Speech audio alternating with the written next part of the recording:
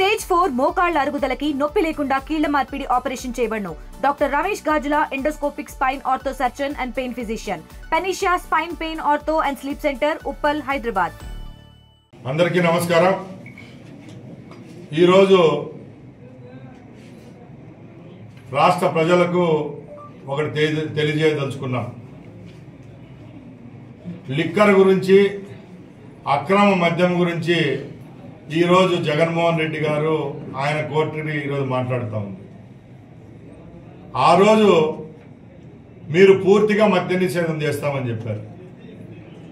మద్య నిషేధం చేయకపోను రాష్ట్రంలో ఉన్న యావత్తు మద్యం షాపులను గవర్నమెంట్ పరిధిలోకి తీసుకొని వచ్చారు.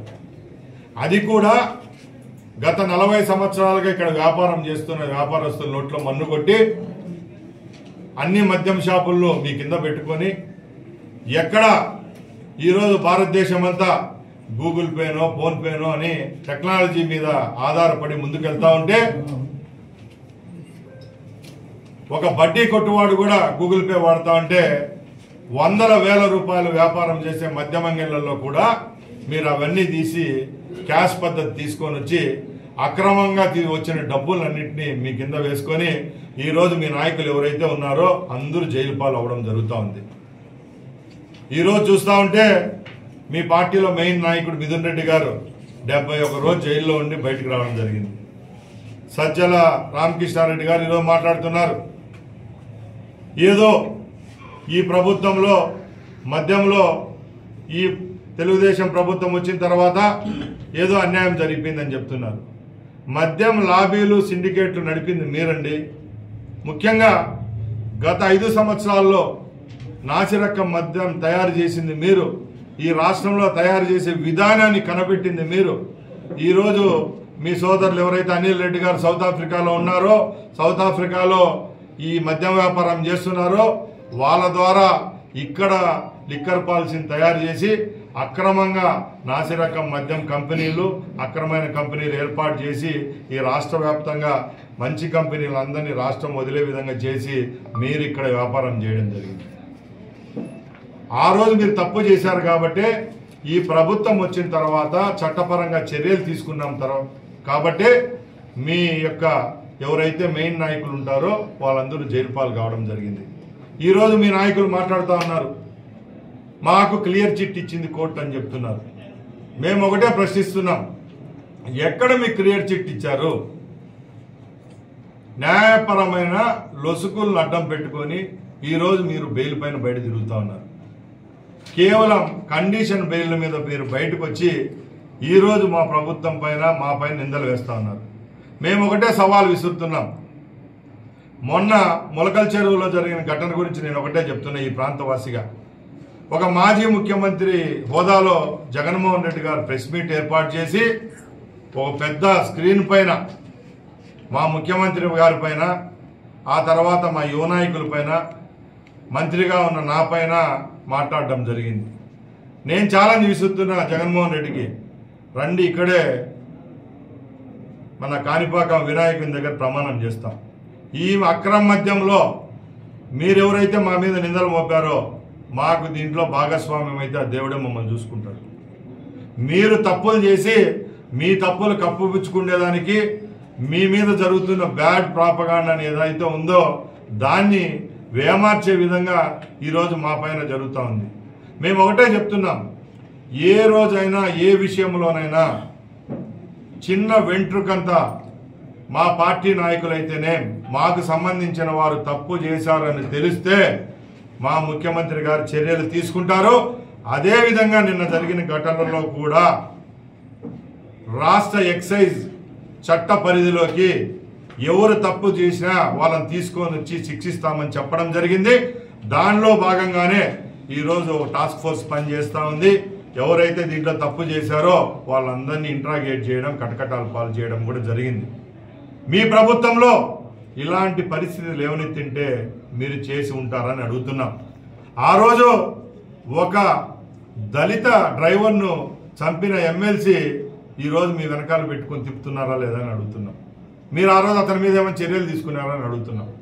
ఒక మహిళ శాసనసభ్యురాల్ని ఒక మాజీ మంత్రి ఒక మాజీ ఎమ్మెల్యే అసభ్యపరంగా మాట్లాడి రాష్ట్ర వ్యాప్తంగానే కాదు భారతదేశం అంతా ఆ సంఘటనను వ్యతిరేకిస్తే అది జరిగిన 1 నెలకే నువ్వు వాళ్ళ ఇంటికి వచ్చి ఆయనతో విందు చేసుకొని పోతావు నెల్లూరు జిల్లాలో. అంటే మీ దగ్గర రౌడీలను పెట్టుకొని, మీ దగ్గర కూనికోర్లను పెట్టుకొని, మీ దగ్గర మాఫియాలను పెట్టుకొని మీరు తప్పులు చేసేది. మేము చిత్తశుద్ధిగా ఏదైనా సమస్యలు లేవనెత్తినప్పుడు ఈ రాష్ట్రంలో జరిగిన ఏదో రంగంలో అయినా చెడ్డ పేరు వస్తున్నప్పుడు తప్పకుండా కమిటీల ద్వారానో పోలీసులకు పూర్తి స్వేచ్ఛనిచ్చి దానిపైన కమిటీలు వేసి చట్టపరంగా మేము చర్యలు తీసుకుంటున్నామా లేదా అని మీ అందరికి తెలియజేసుకుంటున్నాం.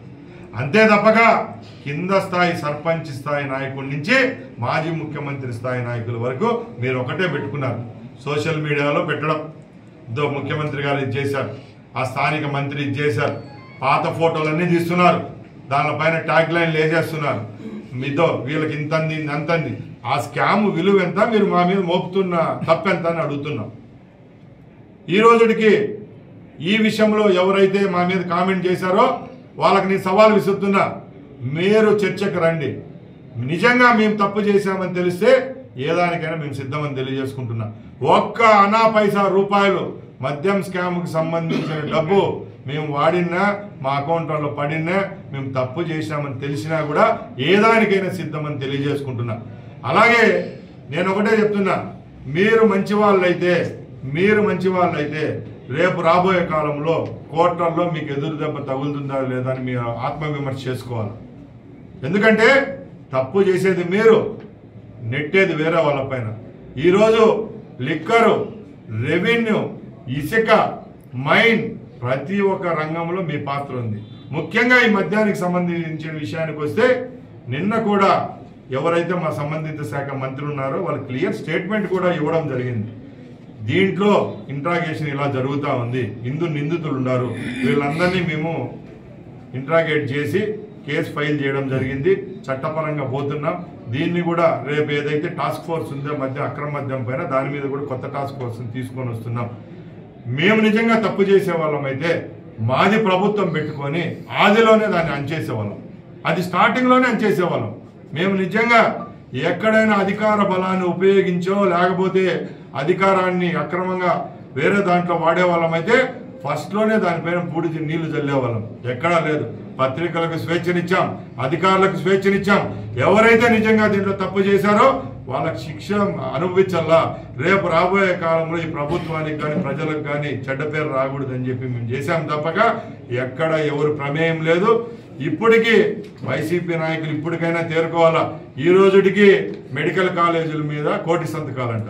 అయ్యా, మీరు 1 కోటి సంతకాలు పెట్టేవాళ్ళంటే మీకు వచ్చిన ఓట్లే 1 కోటి ఉన్నాయి. మీకు వచ్చిన ఓట్లే 1 కోటి. నేను ఎలక్షన్లలో మీరు ఎన్ని సంతకాలు పెట్టిస్తారని అడుగుతున్నా. జగన్మోహన్ రెడ్డి గారు ఆయన పార్టీని ఆయన్ను మర్చిపోతారనే భ్రమలో ఈరోజు ప్రజల్లోకి వచ్చేదానికి ఏదో కార్యక్రమం పెట్టుకోవాలి. మొన్నంతా మామిడికాయలన్నీ రోడ్లో దొక్కిచ్చేసాడు, పొగాకు రైతుల కోసం అని చెప్పి అక్కడ పోయి గొబ్బు పట్టించేసాడు. ఇవన్నీ కేవలం ఆయన యొక్క గుర్తింపు కోసం, ఆయన యొక్క ఉనికి కోసం, రాబోయే కాలంలో ఆయన ప్రాచుర్యం కోసమే తహతహలాడడం తప్పక ఎక్కడ ఈ రాష్ట్ర ప్రజలపైన ఆయనకు నమ్మకం లేదు. రాష్ట్ర ప్రజలు మరొకసారి ఆయనకు అవకాశం కల్పిస్తారని చెప్పి ఆయన నమ్మకే ఇలాంటి కార్యక్రమాలు చేపడుతున్నారని తెలియజేసుకుంటూ సెలవు తీసుకుంటున్నా. జై హింద్. తెలుగులో ఫాస్టెస్ట్ న్యూస్ ఇప్పుడు కొత్త అవతారంలో 5 సెకండ్లోనే పూర్తి వార్తా సమాచారం మీ చేతిలో. సోషల్ మీడియా ట్రెండ్స్ మీ కళ్ళ ముందుకే live TV and voice search options తో ఇప్పుడే డౌన్లోడ్ చేయండి. యాప్ లింక్ డిస్క్రిప్షన్ లో ఉంది.